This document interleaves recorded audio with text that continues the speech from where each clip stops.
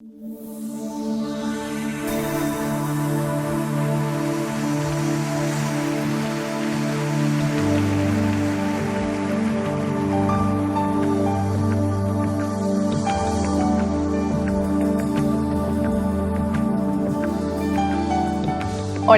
bienvenidos a La Verdad Presente. Seguimos en la temporada de las características de una iglesia bíblica. Pablo, qué bueno tenerte nuevamente con nosotros y profundizando en un tema que no solamente es importante hoy en día, sino de forma permanente. Sí, gracias al Señor, Lina, podemos estar hoy aquí, una nueva grabación, un nuevo programa. Y bueno, muy contentos y con la expectativa de que el Señor pueda ayudarnos, pueda guiarnos, que el programa de hoy pueda ser de bendición para nosotros y para los que nos van a oír. Así sea. En el programa pasado estuvimos comentando sobre el lugar que tenían las Sagradas Escrituras y sobre su autoridad y sobre su inspiración proveniente de Dios mismo. Y también nos alcanzaste a avisar que es un tema que tiene muchos aspectos en los que teníamos que empezar a profundizar. Así que mi primera pregunta sería, ¿qué vamos a hablar hoy respecto a este tema? Bueno, vamos a profundizar un poco, Lina, porque decíamos la vez pasada la importancia de la sola escritura como el fundamento y la norma de fe para la iglesia. Pero es tan importante saber que muchas iglesias hoy en día creen esto, pero esto no tiene efectos en su vida práctica como iglesia del Señor. Entonces nosotros nos damos cuenta que a veces hay una distancia muy grande entre lo que creemos y lo que practicamos. Parecería que hubiera un abismo entre la doctrina que creemos en relación a la palabra y cómo eso tiene efectos prácticos en la vida de la iglesia. Entonces nosotros lastimosamente, aún en los cristianos que creen que la palabra viene de inspiración divina, que creen en la autoridad de la palabra, vemos que hay muchos vacíos en que esa palabra llegue a la vida de esa iglesia. Entonces, lastimosamente, como dijo un predicador, después de la mundanidad de los cristianos de nuestra generación, el ingrediente más alarmante o el síntoma más negativo de la vida de la iglesia hoy en día es la poca predicación que hay de esa palabra en la iglesia. Entonces tenemos un cristianismo lastimosamente llevado por vientos de doctrinas, tenemos un cristianismo que está siendo manipulado por doctrinas falsas, por hombres impíos, tenemos un cristianismo que no tiene dirección ni guía. Y eso es muy triste, Lina, porque la Biblia dice, Pablo le decía a Timoteo que la iglesia era columna y baluarte de la verdad. Y Pablo le está hablando a Timoteo y Timoteo está en Éfeso. Y en la ciudad de Éfeso había una de las 7 grandes maravillas antiguas, que era el templo de la diosa Diana. Y en ese templo habían grandes columnas. Y dice que esas columnas eran como de 18 metros y eran columnas incrustadas con piedras preciosas y lavadas en oro. Entonces era una imagen espléndida cuando ellos llegaban a este templo pagano. Y Pablo compara y usa la figura de las columnas para decir que la iglesia debe sostener y debe mostrar de una manera imponente la verdad.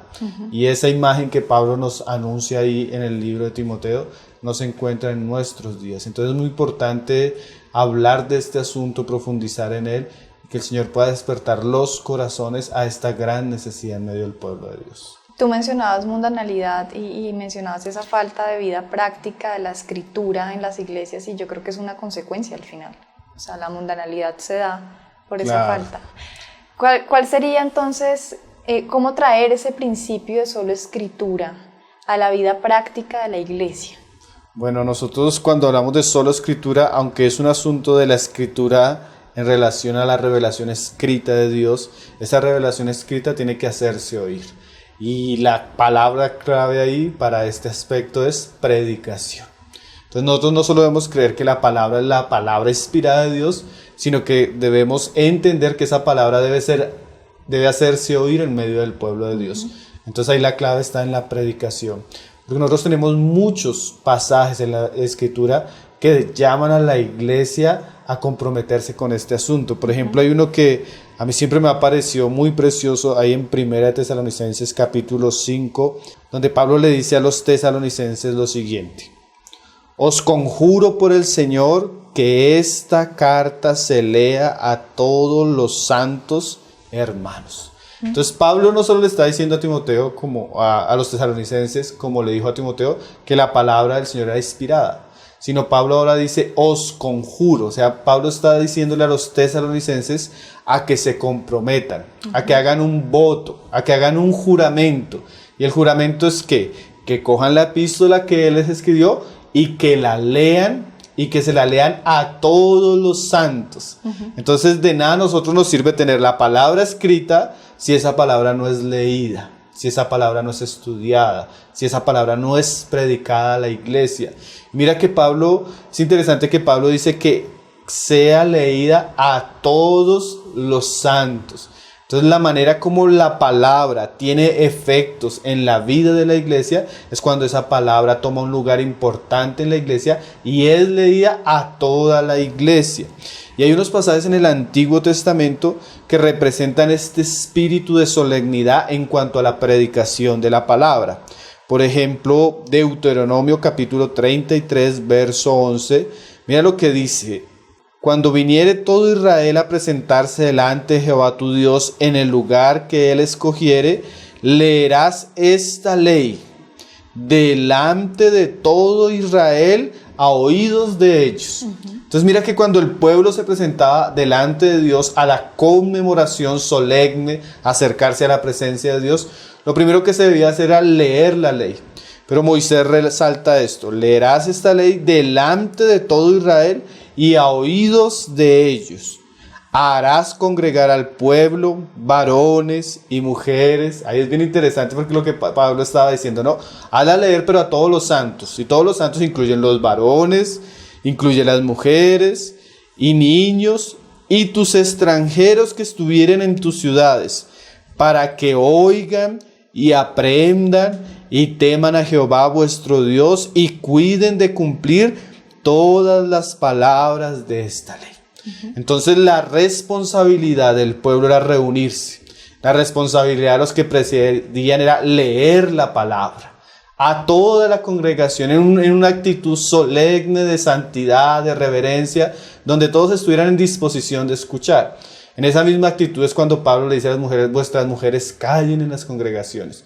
Y en el libro de Nehemías encontramos que los levitas hacían callar al pueblo para que pudieran oír y atender la palabra. También tenemos pasajes, por ejemplo, en Apocalipsis 1:3, que ya no es el compromiso que leíamos en Tesalonicenses de os conjuro a que lean, sino ahora la bienaventuranza. Dice Apocalipsis 1:3: bienaventurado el que lee y los que oyen las palabras de esta profecía y guardan las cosas en ellas escritas, porque el tiempo está cerca.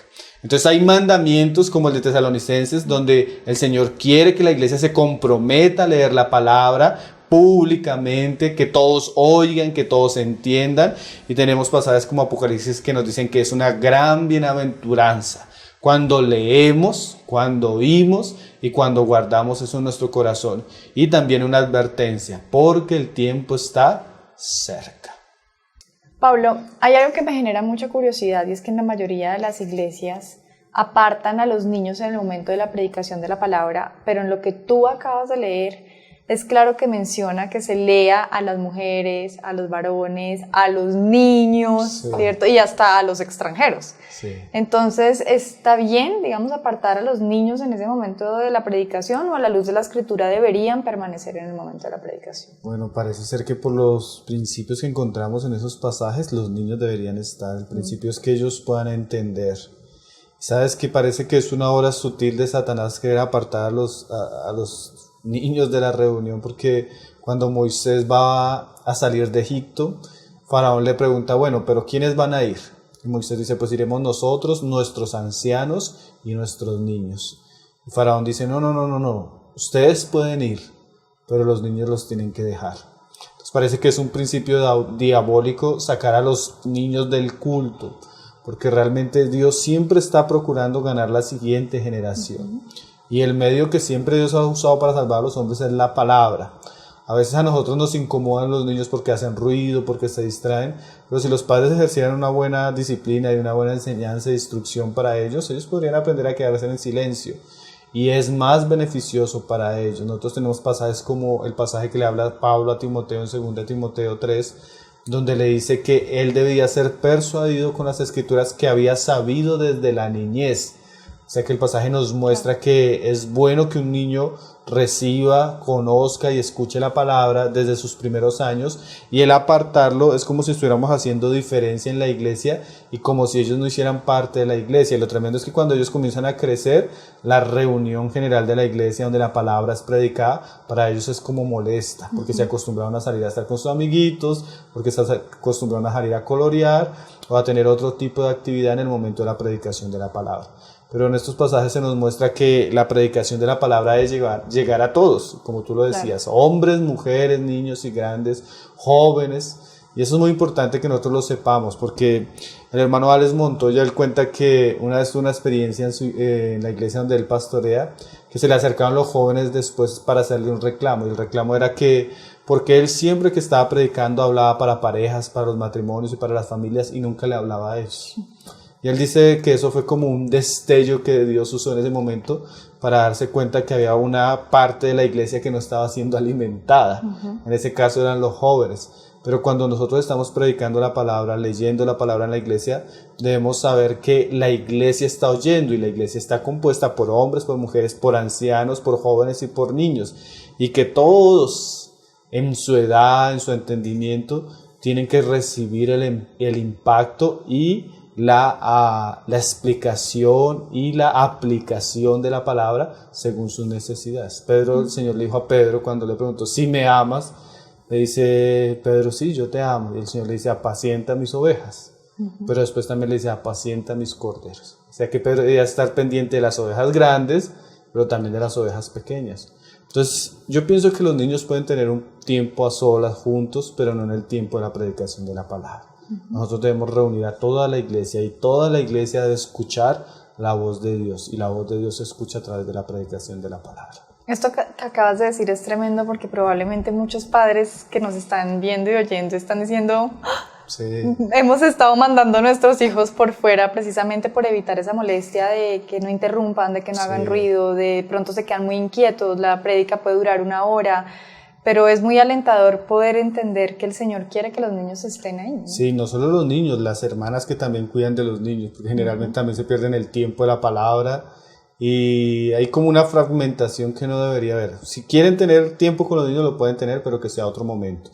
El momento cuando toda la congregación se reúne deberían estar nuestros hijos. Lo que hay que enseñarle a la mamá es a tenerlos en sujeción, y a los papás, para que el niño no sea incómodo en la reunión. Hay niños que ya pueden entender, de 2, 3 años ya pueden estar sentados, ya entienden lo que se está hablando, y si es muy pequeño, que llora, que es bebé, pues los papás deben procurar que eso no incomode la reunión, pero nuestros hijos deberían estar en la reunión. Eso es un deber que tiene no solo los padres, sino el Señor le dijo a Moisés, cuando la congregación venga, hazlos que se sienten, traerán a estos, entonces los está incluyendo. No debemos excluir a los que Dios incluye por su palabra. De hecho, Jesús lo dijo, ¿no? En las Escrituras, dejad los niños venir a mí. Sí, y el Señor dice que se molestó cuando los discípulos lo impedían. El Señor dijo, dejad los niños venir a mí porque de ellos es el reino de los cielos.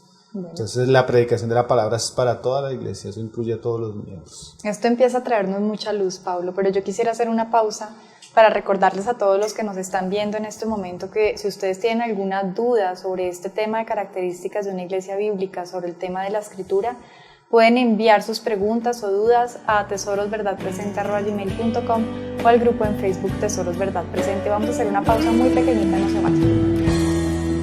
La presencia de millares de anjos, Jesús aquí. Pablo, me llama mucho la atención que en varios pasajes que tú nos leíste se hace un énfasis muy especial en el mandamiento de leer la palabra, ¿cierto? Y puedo citar algunos de los que mencionaste, en Primera de Tesalonicenses 5:27, que decía, os conjuro por el Señor que esta carta se lea, y hay varios versículos así, e incluso en Deuteronomio 31, del 11 al 13, leerás esta ley delante de Israel y a los oídos de ellos. Pero entonces tengo una pequeña confusión entre lo que es la lectura de la palabra y lo que es la predicación. Parecieran a simple vista como dos cosas separadas y diferentes. ¿Cómo se relacionan entre sí? Porque seguro que no están separadas. Mira que esa es una pregunta muy buena, Lina, porque en realidad la verdadera predicación tiene como base la lectura de la palabra. ¿Qué quiere decir eso? El Señor le decía a Pablo que él debía a Timoteo que él debía predicar, pero debía predicar la palabra. Ahora, cuando uno comienza a leer las Escrituras, hay una manera de predicar la palabra en la iglesia. Y esa manera de predicar la palabra tiene que estar gobernada por la lectura de la palabra. Eso es un principio muy importante en lo que vamos hoy a hablar. Por ejemplo, en Nehemías 8, verso 2, que yo pienso que es un buen ejemplo de lo que debería ser una congregación, una iglesia cuando se reúne, es lo que hicieron los israelitas en esta época. También es interesante que fue una época de restauración, ¿no? Entonces a veces Dios necesita restaurar su testimonio y una de las cosas que Dios restaura es el ministerio también de la predicación en medio de su pueblo. Y Esdras es una gran figura de esto. Dice Nehemías 8, verso 2, dice: y el sacerdote Esdras trajo la ley delante de la congregación. Y vuelve el principio ahorita, así de hombres como de mujeres y de todos los que podían entender el primer día del mes séptimo. Y leyó el libro delante de la plaza que está delante de la puerta de las aguas. Eso dice en el 3. Y ahora en el 4 dice: y el escriba estaba sobre un púlpito de madera. Ahora esas son cosas que una veces pasa muy ligeramente, pero es muy importante cuando la iglesia está volviendo a un periodo de restauración que la palabra y la predicación tome el lugar indicado. Y Esdras se pone delante de la congregación. Y a veces uno piensa que esas cosas no son importantes. Yo estoy de acuerdo que nosotros podemos reunirnos de muchas maneras, pero que el predicador esté delante, eso ya es un mensaje. ¿Por qué? Porque aquí está el pueblo, pero el pueblo se ha reunido para escuchar la palabra. Y la palabra ir delante de nosotros. Recuerdo como cuando los israelitas iban a cruzar el Jordán en la época de Josué, y el Señor le dijo: pasa primero los sacerdotes con el arca, y después, varios, se puede decir hasta kilómetros después, el pueblo. ¿Qué quería decir? Que el ministerio que lleva el testimonio, que era el arca del testimonio, tiene que ir delante. Entonces, cuando el pueblo de Dios se reúne, la palabra va adelante. Y Esdras se pone delante del pueblo, abre la palabra, pero no se pone ahí, sino que se pone sobre un púlpito. Ahora nosotros tenemos movimientos de la iglesia que dicen que tener un púlpito es algo pagano, que es algo de los griegos, que predicar la palabra es algo que sucedió con los griegos y que eso es mezclar la iglesia con filosofías. Mira lo absurdo. Esdras tenía un púlpito, donde se ponía la palabra y donde se ponía en pie para predicar la palabra. Eso, yo me imagino a Esdras caminando hacia el púlpito de un ambiente de solemnidad, porque va a abrir las escrituras de Dios y va a hacer oír lo que Dios ha dicho. ¿Sí? El hermano Martin Lloyd-Jones decía esto: cuando la predicación de la palabra se comienza a perder en la iglesia, el púlpito comienza a perder su lugar. Y él lo decía de una manera física, ¿no? Él decía que comenzaron a ponerse los instrumentos de música, comenzó a ponerse los cantantes, y el púlpito fue puesto a un lado. Y él decía: eso que está sucediendo físicamente representa una realidad. El púlpito está perdiendo su lugar en la iglesia. Entonces mira la escena. Está Esdras delante, Esdras abre el libro, lo pone en el púlpito y dice, 8:5: abrió pues Esdras el libro a los ojos de todo el pueblo, porque estaba más alto que todo el pueblo. Eso, yo no sé, a mí me parece que esa imagen es preciosa. Hay una imagen que ve Zacarías y él dice que ve un candelero. Y dice que encima del candelero vio un depósito. Y que del depósito salía un aceite como oro hacia el candelero. Y el depósito es la palabra de Dios. Pero el candelero está debajo del depósito. Así como Esdras está encima del pueblo, no porque Esdras fuera el actor principal de la situación. El actor principal acá es la palabra. Entonces es una figura interesante. El hermano Sugel Michelin dice que los que predican deberían predicar de pie. ¿Por qué? Porque la imagen de que la palabra está encima de los que están oyendo también es una voz para los que están oyendo. Nos venimos a sentar a poner los pies de aquel que nos va a hablar. No es Esdras, ¿no? Es el Señor, ¿no? Claro. Entonces a mí me parece esto muy interesante, pero mira lo que sigue diciendo. Y cuando lo abrió, todo el pueblo estuvo atento. O sea, cuando se predica la palabra debemos hacer callar a las personas no deberían estar comiendo, las personas no deberían estar yendo al baño. Es un momento solemne, vamos a abrir la palabra de Dios. Y dice ahí en el verso 6, bendijo entonces Esdras a Jehová Dios grande, y todo el pueblo respondió amén, amén, alzando sus manos, y se humillaron y adoraron a Jehová, inclinándose a tierra. Pero este era el pasaje que quería llegar. Y los levitas Yeshua, Bani, Serebías, Jamín, Acún, Sebatei, Jodías, Masaías, Kelitá, Azarías, Josabed, Haná y Pelai hacían entender al pueblo la ley, y el pueblo estaba atento en su lugar. Entonces una era la lectura de Esdras, pero ellos también, porque había un asunto de idiomas, hacían entender al pueblo. Entonces la predicación es esto: leer la palabra y una vez leída, hacérsela entender al pueblo. Y dice ahí en el 8, y leían el libro de la ley de Dios claramente y ponían el sentido. O sea, eso es la verdadera predicación, Lina. Cuando nosotros leemos la palabra y le ponemos sentido a la palabra para que las personas entiendan lo que Dios ha dejado escrito. Dice el verso ahí, de modo que entendiesen la lectura. Entonces la verdadera predicación de la palabra nunca puede estar desvinculada de la lectura de la palabra. El verdadero predicador abre la escritura, lee la escritura a los miembros de la iglesia y hace entender la escritura dándole el sentido correcto de lo que está diciendo el pasaje. Entonces la lectura se vuelve un aspecto fundamental de la predicación. ¿Qué es la predicación? Lo que decía el salmista, la exposición de la palabra escrita, para que los hombres entiendan. Pero para tú poder exponer la palabra, tienes que leer la palabra. Eso es muy importante. A eso en teología hoy en día se le ha llamado predicación expositiva. ¿Qué es la predicación expositiva? El hermano Miguel Núñez lo define de esta manera.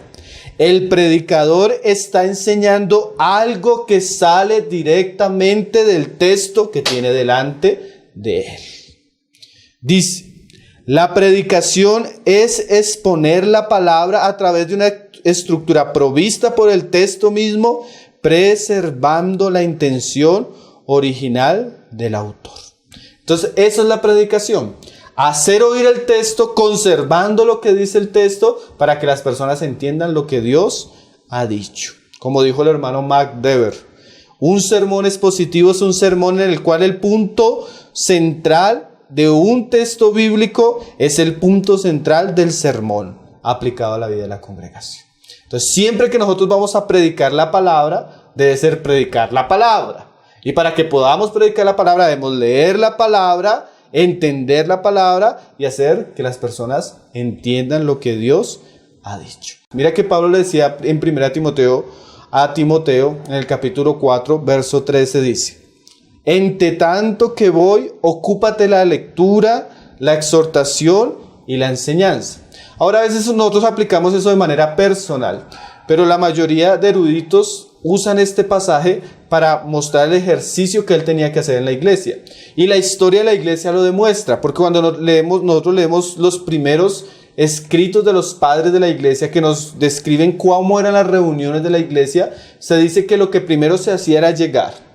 Se oraba, se leía una porción de la escritura y el encargado de la predicación hacía una explicación del texto para los hermanos. Y es lo que Pablo le está diciendo a Timoteo: ocúpate en la lectura. O sea, el buen predicador debe leer la palabra. Después debe ¿qué? Exhortación y enseñanza. ¿Qué es exhortación y enseñanza? Enseñanza es que las personas entiendan lo que se leyó. ¿Y qué es la exhortación? La aplicación, porque la Biblia es así, ¿no? Todo lo que está escrito es también para nosotros. Entonces, una vez entendemos el mensaje, debe haber una ¿qué? Aplicación. O en este caso, como lo dice el pasaje, una exhortación. Entonces, la verdadera predicación, la genuina predicación, la predicación sana, la predicación bíblica, la predicación que corresponde a los parámetros de las Escrituras, tiene como fuente la Biblia misma. Tiene como trabajo del predicador hacer una exégesis cuidadosa del pasaje para que las personas lo entiendan. Y su función es hacer entender y aplicar eso a la vida de la iglesia. Y eso es tan importante, Lina, porque eso hace que la escritura gobierne la predicación y no el predicador. Tanto que un hermano decía, el predicador cuando va a predicar la palabra debe sentarse y pensar, ¿quién será el rey? ¿O yo o el texto? Es una buena pregunta, ¿sí?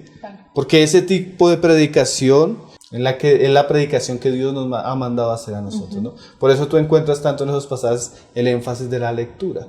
No es solo que vamos a leer, sino que cuando vamos a predicar, la predicación realmente es una lectura que hace entender a nuestros oyentes y que aplica el pasaje a cada uno de los que nos están oyendo. O sea, no solo no son distintas, sino que están absolutamente unidas, Sí, conforme a la Escritura. exactamente. Bueno, ¿y qué beneficios trae ese tipo de predicación expositiva de la palabra para la iglesia? Bueno, tiene muchos beneficios. Primero podríamos decir que es una predicación que trae la autoridad de Dios a la iglesia. Porque el predicador no se va a poner a predicar lo que él piensa, lo que él cree, lo que él siente, sino él va a poder decir como los profetas, así ha dicho Jehová. Entonces es una palabra que trae la autoridad de Dios y también inviste al predicador de autoridad, porque él no está hablando de sí mismo, sino está hablando lo que Dios ha dicho. Es como un hermano daba un ejemplo, que tú tienes varios hijos y le dices a uno de tus hijos, ve y dile a tus hermanos que vengan. Y el niño va, que mi papá dice que venga. Entonces no falta el hermanito que no le gusta que sea el otro hermano el que le diga que vaya. Él dice, no, yo no voy. Entonces vuelvan del papá del padre y dice, dile que yo mandé decir que si él no viene va a tener problemas. Cuando el otro niño viene a decirle al otro, con esas palabras que el papá mandó decir y que si no, ya el asunto cambia. Entonces es muy diferente si yo me pongo a hablar de algo que yo siento, del sueño que yo tuve o la visión que yo tuve, así yo digo, así ha dicho Jehová. Si yo digo, así ha dicho Jehová el Señor, mis palabras tienen otra autoridad. Porque ya no son mis palabras, sino son las palabras del Señor. Entonces puede ser un joven. Tal vez nosotros hemos dado el ejemplo. Hasta puede ser un joven que no esté casado. Pero si él está leyendo Efesios 5 y el pasaje habla a los casados, él tiene toda la autoridad de hablar a los casados porque es que Dios ya habló. Independientemente el joven sea casado o no, los casados tienen que amar a sus mujeres porque Dios lo ha dicho. Correcto. Entonces ahí la autoridad no es del joven o del anciano o del que está casado hace 30 años, sino la autoridad recae es que Dios lo ha dicho. Eso es muy importante, ¿no? Tremendo. Segundo, una es autoridad y otro aspecto que es muy importante es la suficiencia de la palabra. ¿Qué quiere decir eso? Que cuando nosotros predicamos la palabra, damos a entender que todo lo que la iglesia necesitaba saber ya está provisto en la palabra. Como decía alguien, la Biblia es un mapa perfecto para el navegante cristiano. Todos los direccionamientos que él necesita, ahí están. Tanto que Pablo le dice a Timoteo así, 2 de Timoteo 3, 14 hasta el 17. Dice, persiste lo que has aprendido. Y más adelante le dice que es las sagradas escrituras que él supo desde la niñez. Y ellas son útiles para llevar al hombre a la salvación que es en Cristo Jesús, hacerlo sabio. Pero no solo Pablo dice también eso, sino le agrega eso que el hombre puede ser enteramente preparado para toda buena obra. Porque la palabra sirve para enseñar, instruir, corregir, exhortar. ¿Qué quiere decir eso? Desde la salvación hasta que el hombre sea un hombre perfecto, completamente preparado para toda buena obra, se encuentra en la palabra. O sea, todo lo que nosotros necesitamos para que el hombre conozca a Dios a través de Cristo Jesús y llegue a ser un instrumento es útil y perfecto, como lo dice Pablo, enteramente preparado para toda buena obra. Él lo tiene ahí en las Escrituras. Entonces ya el predicador, como tiene una palabra que es suficiente, ya no tiene que ir a otros medios. Ya no tiene que recurrir a filosofías, ya no tiene que recurrir a otros instrumentos, sino que todo lo que Dios quería decirnos y que es suficiente para la edificación de la iglesia, ya Dios nos lo ha dicho. Y es que es impresionante, Lina. Yo que predico la palabra, yo a veces me he puesto a estudiar algún libro con los hermanos en la iglesia. Y a veces duramos 1 año, 2 años estudiando un libro y acabamos de estudiar el libro y yo digo, era Primera de Juan, un libro que es así de pequeño. Entonces yo me pongo a estudiar Segunda, Tercera, el Evangelio, los escritos de Pablo. los predicadores tienen tanto para predicar. Tenemos una palabra tan rica, tan llena de riquezas, que nunca vamos, ni siquiera el mejor predicador, ni siquiera John MacArthur, que ya acabó todos los comentarios de toda la Biblia, podría decir que ya lo predicó todo. Porque eso es lo tremendo. Tú enseñaste 1 de Juan y vuelves a leerlo y vas a encontrar cosas todavía más, y más, y más. Entonces la palabra es suficiente. Entonces no solo es autoritativa, sino es suficiente. Y esto también, lo siguiente yo creo que es muy bueno, que es la integridad. Cuando nosotros predicamos la palabra bíblica expositivamente, nosotros somos guardados de pervertir el mensaje. Claro. ¿Por qué? Porque el mensaje nos gobierna. Y cuando yo comienzo a predicar solo lo que la palabra dice, yo me guardo de pervertir el mensaje, que era algo que Pablo le decía a Timoteo. Pablo le decía en 1 Timoteo 1:3, le decía, no enseñes diferente doctrina. Y él decía, ¿por qué? No prestes a fábulas, también le decía, ni a genealogías interminables. Porque dice en el verso 6, porque algunos desviándose se apartaron a vana palabrería. Entonces cuando yo me centro en la palabra, predico la palabra, me ocupo de la palabra, busco solo predicar lo que dice la palabra, yo me voy a guardar de esos problemas. Yo me voy a guardar de pervertir el mensaje mismo. Y eso es muy bueno porque cuando yo predico solo la palabra sin pervertirla, estoy guardando el honor de Dios. Pero no solo el honor de Dios, estoy guardando la salud espiritual de la iglesia y me estoy guardando a mí mismo de volverme un hereje. Entonces predicar la palabra es muy importante. Cuando yo tengo solo de fuente la palabra, eso no va a suceder, no va a pervertir el mensaje. Y bueno, como decíamos, si yo predico la palabra, Dios sabe cuál es la dieta espiritual que necesita su pueblo. Entonces si yo predico la palabra, ¿qué va a suceder? Que las personas van a ser alimentadas con los ingredientes y los nutrientes de la verdad que necesitan ser alimentados. Y eso es tan bueno porque yo a veces veo la iglesia y digo, no, la iglesia necesita esto y esto, pero yo en realidad no sé lo que necesita la iglesia completamente. Dios sí sabe y Dios lo dejó escrito. Y a veces hemos con los hermanos comenzado a estudiar un tema. Eso es maravilloso. Usted comienza capítulo 1, verso 2, verso 3.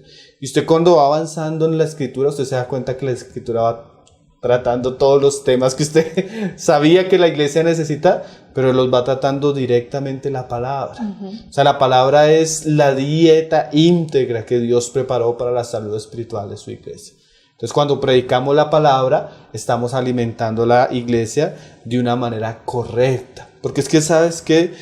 Esa predicación que no se centra en la palabra, sino que se centra en el deseo del predicador, es una predicación que se vuelve light y no supla espiritualmente a las personas. Mira que Lucas dice en su evangelio en el capítulo 1, desde el verso 1 en adelante, especialmente el 3, él dice lo siguiente: me ha parecido también a mí, después de haber investigado con diligencia todas las cosas desde su origen, escribírtelas por orden, oh excelentísimo Teófilo, para que conozcas bien la verdad de las cosas en las cuales has sido instruido. Entonces mira lo que está diciendo Lucas, que él se propuso escribirle a Teófilo las cosas por orden. ¿Para qué? Para que Teófilo conociera bien las cosas en las cuales él había sido instruido, que las conociera bien en orden, dice, desde su origen, para que él conozca bien la verdad. Y a veces cuando nosotros comenzamos a predicar la palabra íntegramente, leemos un libro, por ejemplo, y comenzamos a explicar ese libro y a aplicar ese libro, nosotros comenzamos a fortalecer la fe de los creyentes íntegramente, de tal manera que ellos pueden conocer bien la verdad. Entonces una dieta saludable da un conocimiento completo de la verdad. Porque es que, ¿qué es lo que pasa? Tenemos un libro, pero imagínate un lugar donde el predicador hoy llega y tiene el sentir de predicar el versículo 1 de ese libro, o el versículo 2. Después del siguiente domingo, él pasa a otro libro y comienza a hablar de otro tema. Y pasa después del siguiente domingo a otro libro. Entonces él pica acá y él pica acá. ¿Y tú crees que una predicación así, que salta, que toca diferentes temas, nutre bien la fe de un cristiano? No la nutre.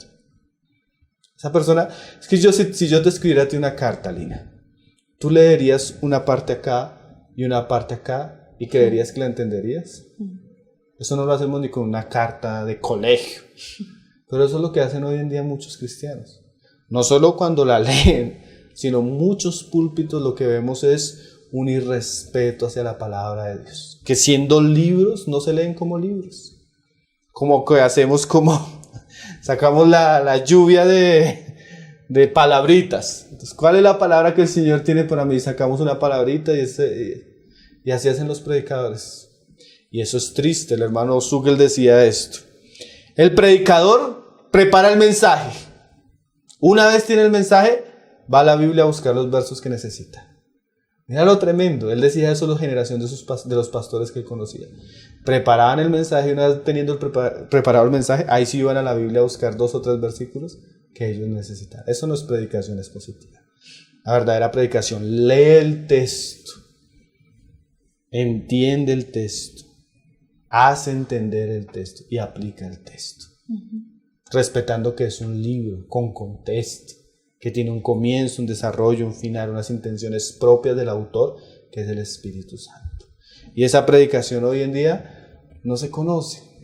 Entonces, integridad en la alimentación de los cristianos. Cuando dejamos que la palabra sea leída y sea predicada íntegra y completamente, vamos a tener cristianos con una salud espiritual buena. Y el siguiente punto, que es muy importante. Cuando el predicador predica la palabra, hay una transformación, primeramente de él. Claro. Y una transformación de los que lo van a oír. Entonces, eso es muy bueno. Para mí, predicar la palabra, yo pienso que una de las cosas que más le agradezco al Señor de poder predicar la palabra es que me toca sumergirme en la palabra. Claro. Es que me toca estudiar la palabra. Es que cuando comienzo a sumergir lo que Dios ha dicho, eso trae tanto impacto en mi vida que digo, Señor, antes de hablar esto yo tengo que digerirlo, tengo que meditarlo, tengo que entenderlo. Y eso trae un efecto tremendo en mi vida. Y no solo en mi vida, sino en los que me van a oír. Entonces la palabra trae transformación porque la palabra de Dios es viva y es eficaz.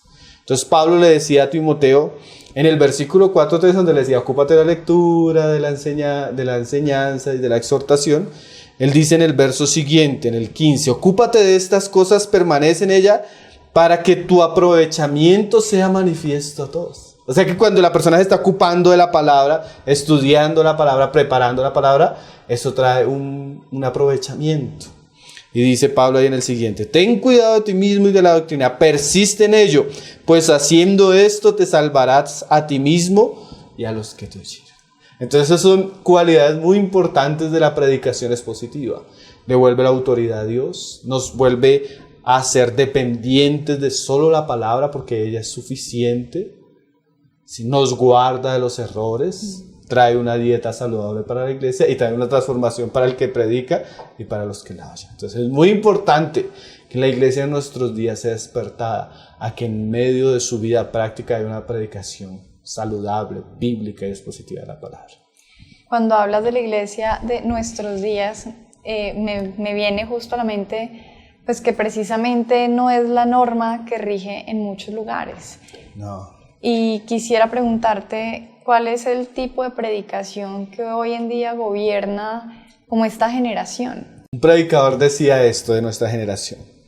Algunos predicadores usan la Biblia de la manera que un borracho usa los postes de luz, más para apoyarse que para iluminarse. Qué frase tan cierta. Sí. O sea, los predicadores, lo que te decía hoy, preparan el mensaje y después de preparar el mensaje ahí van a la Biblia y cogen 2 versículos. Tienen su gran sentir, su gran deseo y después usan 1 o 2 versículos para transmitir su sentir. Ahora, esto es muy peligroso y tiene un efecto terrible porque no hay nada, esto lo podemos decir con toda autoridad, no hay nada que tenga más influencia en la iglesia que el púlpito. O la iglesia cae o la iglesia es levantada en el púlpito. Alguien decía que la influencia que tiene un predicador en la iglesia no se compara con ningún tipo de influencia que tenga otra persona, Lina. Si tú vas a un médico y el médico valorándote llega a la conclusión que tú tienes que darle algo de dinero de más de lo que tú has pagado la cita, tú vas a decir, esto está extraño. Pero si alguien predicando llega a pedirte más dinero, a manipularte, es muy fácil que tú cedas a esa manipulación porque hay algo en el hombre, en la espiritualidad del hombre, en la religiosidad del hombre, que cuando está ante una autoridad espiritual, especialmente un predicador, el predicador puede hacer muchas cosas con él. ¿Sabes qué es lo más tremendo? Que la predicación en nuestros días teológicamente se dice que es más eisegesis que exégesis. Eso en teología son dos términos muy importantes para explicar esto.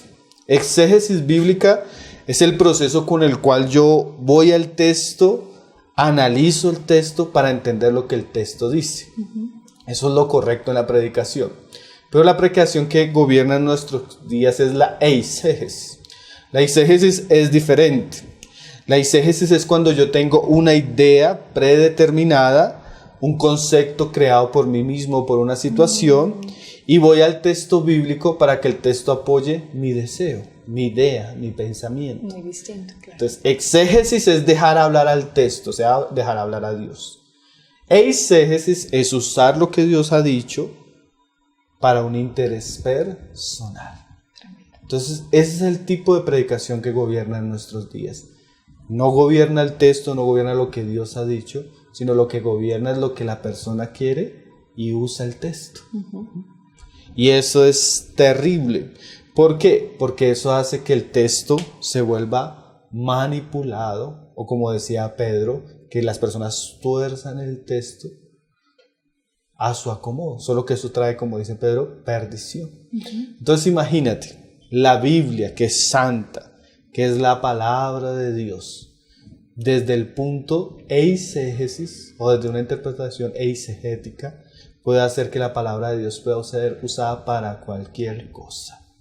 O sea, ahí no hay límites, Lina, para cualquier cosa. Por ejemplo, hoy en día tenemos lo que se llama la falsa teología inclusiva. ¿Qué es? Teólogos homosexuales o pro-gays que cogen un pasaje y lo tuercen a tal punto donde el pasaje apoya la homosexualidad.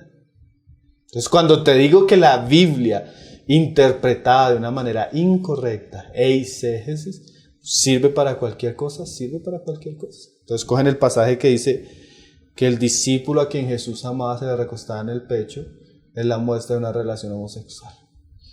Eisegesis. Tienen una idea preconcebida que es aprobar o apoyar la homosexualidad y usan el texto para eso. Entonces no tiene límites, porque si tú quieres usar la palabra para tu acomodo, pues tenemos los pastores de la prosperidad, que te usan un versículo que no habla de algo y ellos lo interpretan y así que abusan de los infieles. Entonces tú puedes apoyar el pecado con la Biblia desde una manera interpretándola erradamente, puedes manipular las personas, puedes acomodar los textos a tu conveniencia, puedes volverte legalista y esclavizar personas, puedes hacer a las personas dependientes de tu liderazgo con un versículo de la Biblia mal interpretado. O sea, aquí no hay límites. ¿Y sabes cuál es el padre de ese tipo de predicación? Pues Satanás. Porque Satanás también se presenta ante Jesús, abre la Biblia, cita la Biblia, pero lo está haciendo descontextualizadamente y respetando el verdadero significado que tenían esos pasajes. Entonces, lastimosamente, nuestra generación es caracterizada porque hay unos abusos terribles del púlpito. El altar más profanado del cristianismo en nuestros días es el púlpito. Porque cualquiera se levanta, usa un versículo, lo tuerce y comienza a hablar una cantidad de sandes que no son el significado correcto de ese pasaje. Entonces, tristemente, esa es una característica de nuestra generación. Bueno, es verdaderamente peligroso. Sí, esto es un asunto muy serio.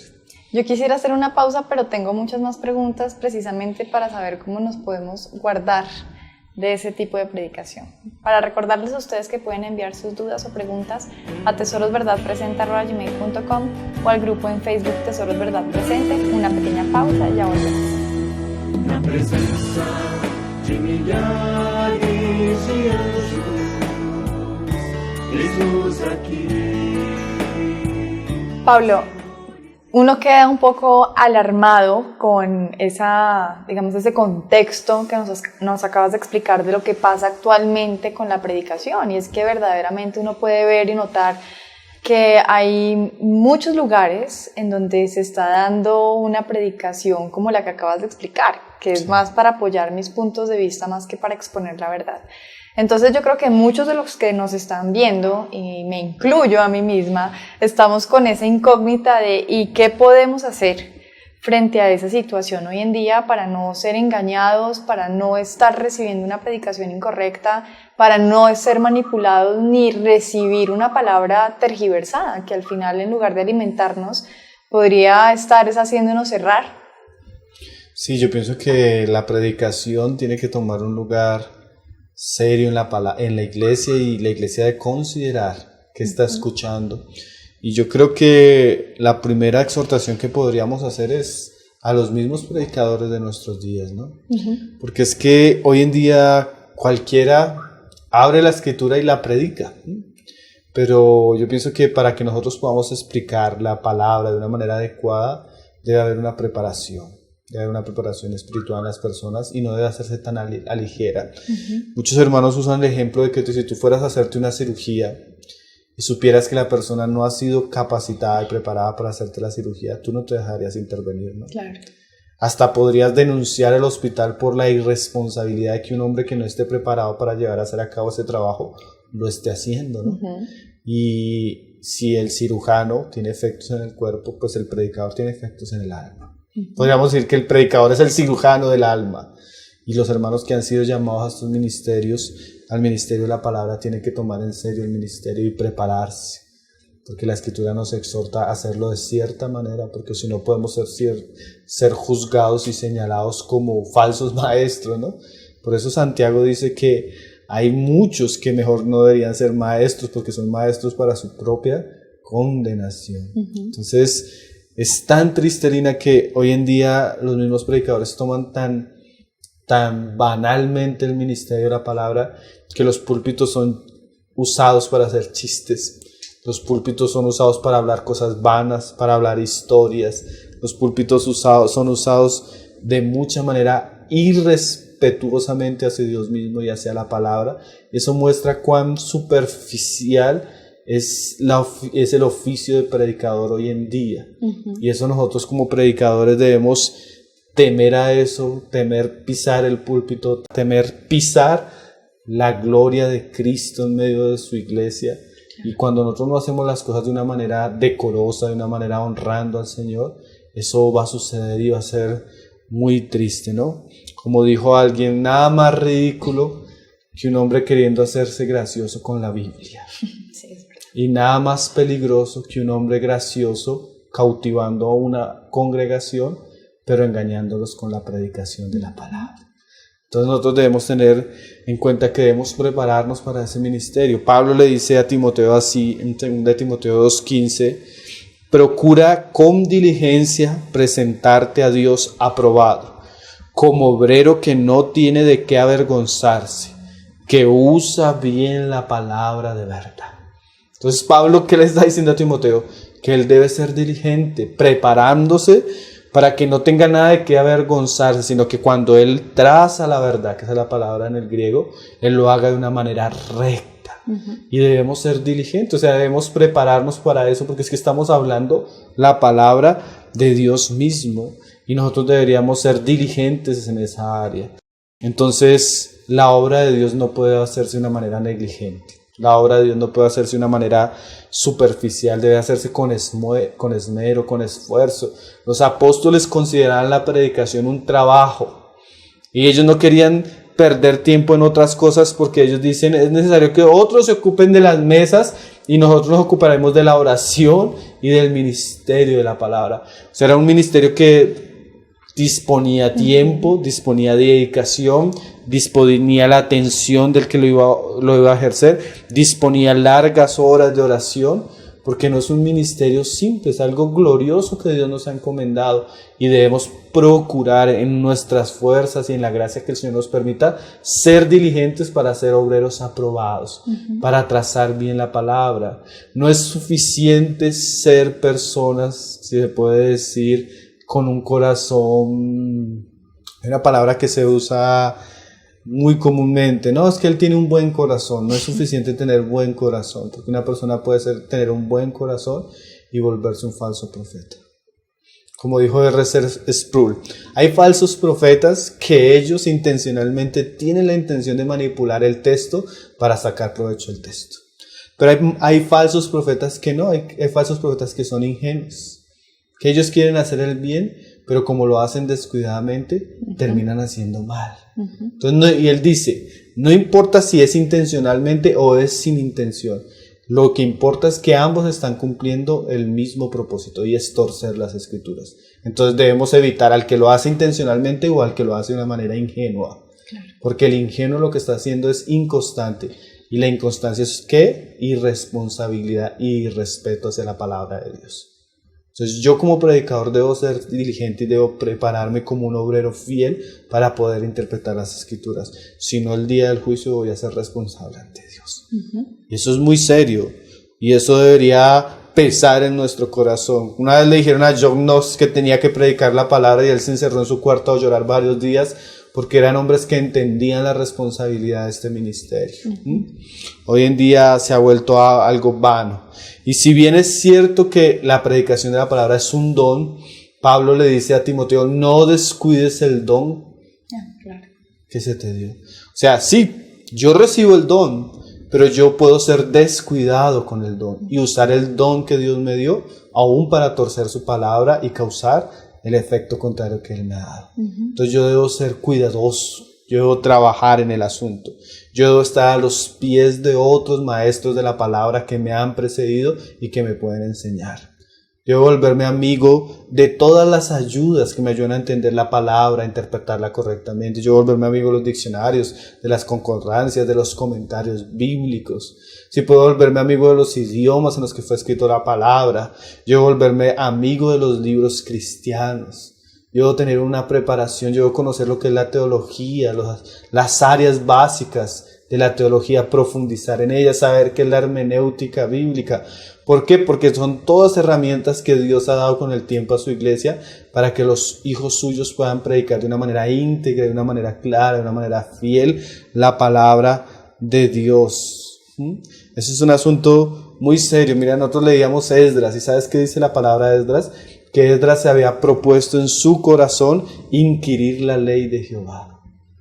O sea, el predicador, si tiene la responsabilidad de predicar la palabra, ahora él debe disponer su corazón para escudriñar, para inquirir, para estudiar, para meditar, para guardar, para obedecer, para vivir y para predicar fielmente lo que Dios ha dicho. Ese es un deber que los predicadores, los que tienen el encargo de la palabra, los que Dios está conduciendo a este trabajo o que ya lo llevamos haciendo por algunos años, debemos tomar muy en serio. Este es un llamado de atención precisamente para aquellos que enseñan, para aquellos que predican. Pero para ir un poco más allá, ¿qué puede hacer la iglesia como tal frente a esto? Bueno, además de orar, que es obvio, ¿no? La iglesia debe orar como el Señor enseñó a orar, que oráramos porque la mies es mucha y los obreros son pocos. Y cuando tú lo pones desde esta perspectiva, como hemos hablado hoy, hay muchos predicadores hoy en día, pero pocos son fieles. Debemos orar para que Dios levante más hombres fieles, verdaderos obreros que tracen la palabra correctamente. Y una cosa que tiene que hacer la iglesia, tanto la iglesia como los hermanos que ya nos llevan experiencia en este trabajo, es tratar de preparar la siguiente generación. Pablo dice a Timoteo, esto encarga a hombres fieles e idóneos. O sea, nosotros tenemos la responsabilidad de encargar este trabajo a otros. Tú miras que siempre que Dios ha usado hombres en la historia, movimientos de la palabra, ellos siempre tuvieron encargo para que la siguiente generación pudieran transmitir ese mensaje. D.L. Moody con sus institutos, Charles Spurgeon con sus estudiantes, el hermano Watchman Nee con los jóvenes que preparó para el ministerio. Entonces siempre la iglesia debe procurar preparar la siguiente generación para que esa generación pueda llevar el testimonio de la palabra de una manera fiel. Porque yo pienso que no existe una mayor desgracia para la iglesia cristiana que no haya una sucesión generacional del ministerio. Imagínate un grupo de hombres trabajando 40 años en una iglesia, edificando una iglesia, todo lo que eso involucra para que el Señor haga una obra en un lugar y que la siguiente generación destruya y pierda todo lo que ellos trabajaron. Es muy triste escuchar una sentencia como la que se escucha en 2 Jueces 2:10, donde dice que y que toda aquella generación de José fue reunida con el Señor y se levantó después de ellos una generación que no conocía al Señor ni sus obras. Entonces mira todo el trabajo que se había hecho para que la siguiente generación lo perdiera. Sí. Entonces nosotros no solo debemos trabajar para que la predicación sea restaurada en nuestros días, sino que de alguna manera la iglesia debe usar todos los medios, los recursos posibles para que las siguientes generaciones estén siendo preparadas para este trabajo. Esa es una carga que el Señor está despertando en nuestros corazones y seguramente en muchos, porque cuando uno mira no hay muchos, o sea, no hay muchos donde uno pueda tomar. Todos los pocos que hay necesitan ser ayudados, necesitan ser preparados, necesitan ser entrenados por los más experimentados y la iglesia debería invertir en relación a esto. ¿Y qué opinas respecto a los seminarios? ¿Qué papel juegan para esto que nos vienes exponiendo? Bueno, hay algo que es bien cierto, Lina, que la formación y la preparación de los mismos ministros, de los discípulos y de la misma iglesia, Dios se la encomendó a la iglesia misma. Ahora, tú te das cuenta que la iglesia en algunos momentos ha visto esta necesidad que nosotros hemos dicho y la misma iglesia ha promovido, ha participado. Es más, si tú miras, por ejemplo, la mayoría de los seminarios bautistas del sur en Estados Unidos prácticamente son seminarios que hacen parte de las iglesias bautistas del sur.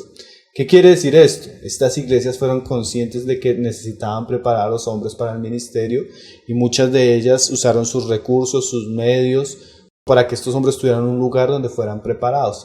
Entonces, si bien un seminario no prepara a un ministro, la iglesia puede usar ciertos recursos para que estos jóvenes, estos hombres, tengan espacios dedicados a una formación intelectual, académica y espiritual que se necesita. Entonces, el peligro estaría cuando no conocemos cuál seminario es, qué escuela teológica tiene, qué doctrinas enseña, porque cuando tú miras la historia de la iglesia, el seminario fue una cueva de falsas doctrinas, por ejemplo la teología liberal, de la cual nosotros estuvimos hablando acá, que es una teología escéptica, que minó la fe de muchos cristianos, mató la fe de muchos cristianos a través del racionalismo. Fue una teología que se incluyó y permeó muchos seminarios en Europa. Todas las personas que iban a ir a prepararse, en vez de prepararse para servir a Dios, terminaban destruyéndole la fe. Entonces, si bien la iglesia es el organismo que Dios ha comisionado, la iglesia puede ayudar, solo que la iglesia debe ser consciente que no puede enviar a sus miembros a cualquier seminario. Debería conocer los seminarios o las escuelas o las facultades donde ellos se puedan preparar. Lo ideal sería que la iglesia misma promoviera una escuela de la obra, un lugar donde los jóvenes y los hombres sean preparados, ¿no?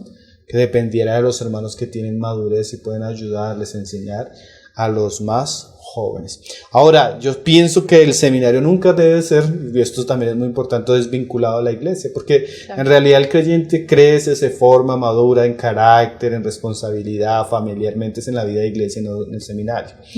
Entonces, cuando un creyente se mete a un seminario sin estar en comunión con la iglesia, él puede tener el título, pero ese título no lo está capacitando para servir en la iglesia. Entonces, desvincular esas dos cosas me parece algo muy peligroso. El creyente debe crecer en la vida de la iglesia y el seminario o la escuela o, bueno, como le llamemos, puede ser usado por Dios para fortalecer algunas áreas que no puede fortalecer en la iglesia porque el ambiente de la iglesia gira en torno a otros perfiles.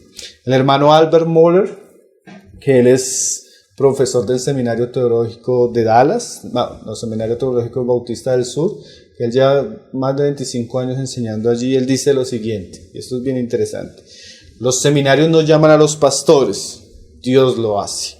Los seminarios no hacen pastores, sino las iglesias. Entonces es un trabajo en sí de la iglesia, pero la iglesia puede usar medios externos en unión a ella para preparar a los hermanos.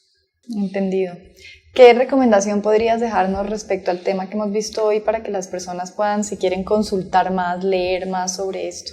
Bueno, hay muchos libros buenos de predicación, pero yo pienso que lo mejor que yo he leído, y algunos hermanos lo recomiendan, por ejemplo, Paul Washer dice que este es el mejor libro de predicación que existe en español, es el libro del hermano Sugel Michelin, De parte de Dios y delante de Dios, que es una guía sobre la predicación expositiva, y yo lo estuve leyendo y es tan completo que los hermanos que realmente quieren conocer de este tema encontrarán una fuente muy rica de recursos para despertarlos en relación a este solemne deber. Bueno, muchas gracias Pablo por la exposición que nos has hecho hoy sobre el lugar que debe tener la escritura dentro de la predicación.